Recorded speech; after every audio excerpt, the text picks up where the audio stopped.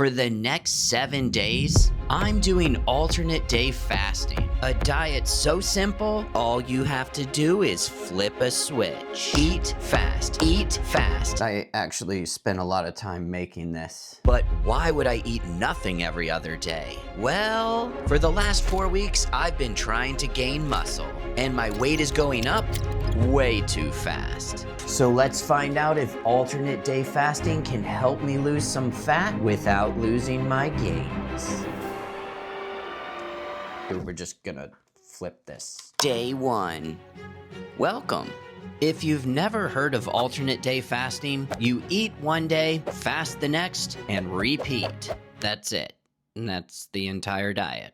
Thomas DeLauer says, but on the days that you eat what is called ad libitum, where you just eat whatever you want or however much you want. But if your version of ad libitum looks like... Hi there, I'd like 30 beef burrito tacos, please.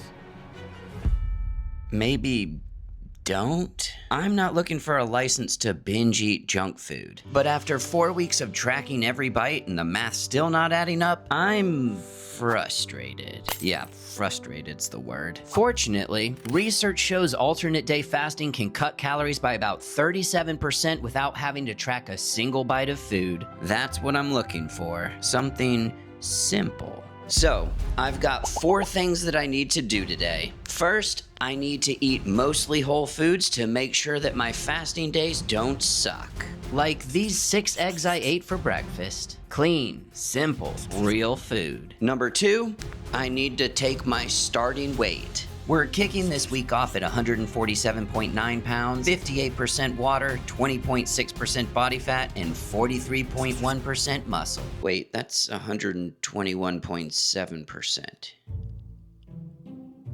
Number 3, I need to test my strength at the gym. So the standard for strength tests is a 1 rep max, but I don't have any friends to spot me. So I'm doing a lighter weight for as many reps as possible. 1001, 1002.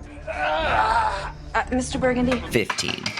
I got 15. If future me is weaker, then I've probably lost muscle. If future me is stronger, that's probably good editing. My final task is to log everything I eat this week in MyFitnessPal. 6 eggs for breakfast, shake and cottage cheese for lunch, burgers and potatoes for dinner, plus a little snacky snack. I won't look at the totals until the end of the week, but I do want to see what my calorie deficit is when I eat ad libitum. At 8 p.m., I finished eating for the day to make sure that my fast will be 36 hours long. And that's all there is to day 1. Tomorrow, the real test begins. I'm flipping this switch to fasting mode. Day 2. My first full day of fasting. Will I collapse from weakness? Will I survive the gym without food? Will I even be able to make it until lunch? This video is brought to you by black coffee. Yeah, I was fine. Ad libitum. Actually, the day was exceedingly normal, and I just spent most of the morning busy with work. By the time I went to the gym, I wasn't even hungry yet, and I even increased weights on most of my exercises. I think because I've only been fasting for like 16 hours, I still have plenty of glycogen to burn. The real test comes when you stack several of these fasts together. After the gym, I just worked some more, and honestly, I kind of forgot about fasting until around 7 p.m.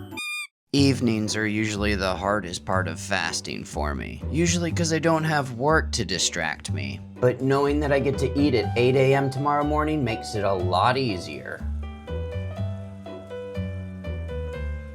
Day 2 was suspiciously easy. Which makes me wonder, is there some terrible danger waiting for me tomorrow? Or am I gonna wake up and feel like I'm on top of the world? Good morning. I feel like crap. Just one fast down and I'm already dragging butt. Fortunately, at 8 a.m. it was time to flip the switch back to eating. There's a temptation to go full YouTuber cheat day after skipping an entire day of eating, but that would just wipe out all the progress we made fasting. So for breakfast, it's 6 eggs and half a cup of oatmeal. And while I was happy to be eating again, it actually didn't make me feel any better. My focus all day was poop. My workout was also poop. It was kinda weird, but even after eating nothing yesterday, I really wasn't all that hungry. I wasn't hungry when I ate my curds and whey. I wasn't hungry when I drank this protein shake. Or when I ate dinner. Or when I ate second dinner. If there's one thing I learned today, it's that overeating is kinda hard to do when you stick to mostly whole foods. Even with a shake, I barely hit maintenance. This stupid look is me thinking, maybe alternate day fasting is sustainable. Maybe you don't need to obsess over every single calorie. Maybe you can trust your body to do what it was built to do. Eat when you're hungry, don't eat when you're not. Don't tell my fitness pal. But now it's 8 p.m. You know what time that is.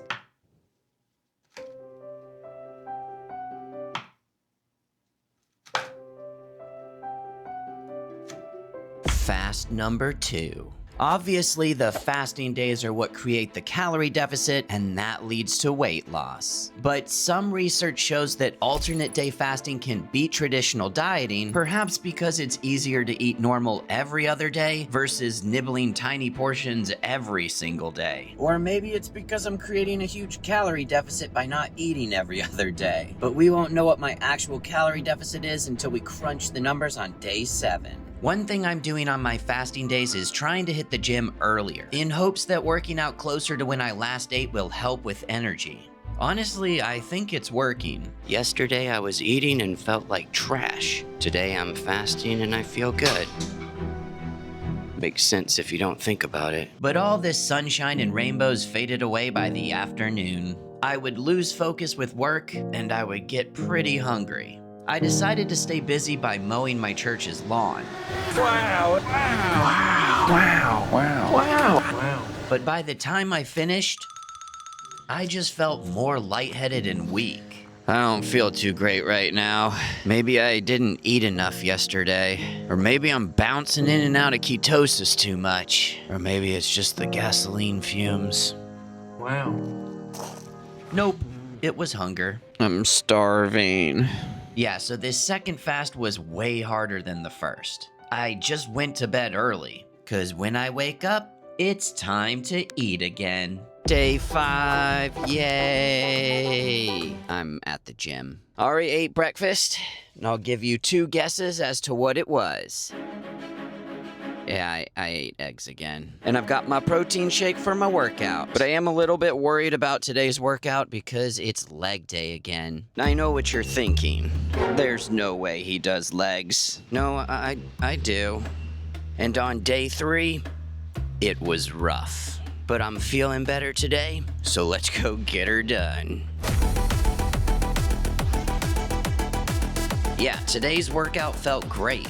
No dip in energy and no weakness. 2 fasts down, and I haven't noticed any loss in strength yet. I'm thinking it's because research shows that fasting protects against muscle loss, at least better than traditional dieting. But we'll find out for sure on day 7 when I retest everything. Back home, I felt pretty normal. I had energy. I got a lot done. But there was this one little teeny tiny thing. I ate a lot. Like a lot. 4 eggs, protein shake, cottage cheese, string cheese, cashews, peanut butter, apples, salmons, 2,122 calories. And that's before dinner. And I broke my real food rule at dinner because we ate out. That's the only footage I have of dinner. I get awkward when I have to record in public. But if you've ever tracked calories before, you know that eating out can be a nightmare. Were these ingredients actually measured? So yeah, I'm at the liberty of what these trustworthy food chains say the calories are. And my total for today is way over maintenance. But I'm not stressing over it, because the cool part is, I ate 0 calories yesterday, and I'll eat 0 calories tomorrow, because it's time to flip the switch and start our last fast of the week. Oh, what did I do to me? So much for day 3 being the worst that I've felt. I woke up with a sore throat and 563 pounds of sinus pressure. And for the record, I don't think alternate day fasting got me sick. I've done longer fasts. I've done dumber fasts. And I've never once gotten sick from it. The real reason I feel like poop today is because that chef didn't use my Fitness Pal. Okay, no, it was my wife. She's been sick all week. And apparently marriage means sharing everything. You're welcome. Now, usually when I get sick, I want comfort food. But not like chicken soup for your soul comfort food. More like, they're always after me Lucky Charms comfort food. Today's the kind of day where I'd eat everything and regret it by 3 p.m. However, I didn't do that. Not because I always make healthy choices, not because I'm strong, not because I have tons of discipline. Simply because I'm fasting. No decisions, no willpower, just a rule. No food today. 'Cause one thing I've learned, it's that having structure makes the hard things easier. When junk food isn't even an option, you don't have to fight it. The temptation is completely removed. I know, that's kinda sentimental. But I'm all hopped up on Sudafed and I hope it makes sense. But I made it through the final fast. Partly because I spent most of my day horizontal. It's day 7.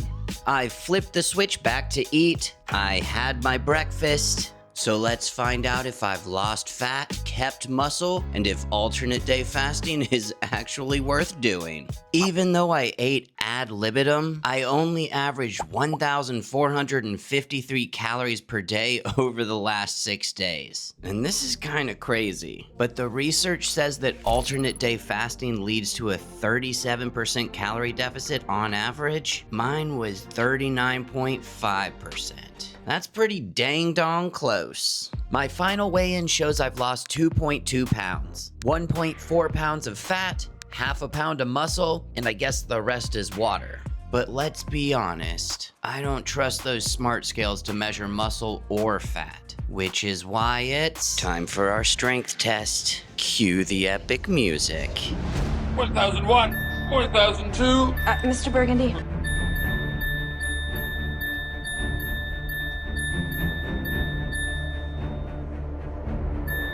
16. I actually got stronger. So I guess flipping a switch can help you lose fat without losing muscle. I'm making the Chris Pratt face. Did I nail it?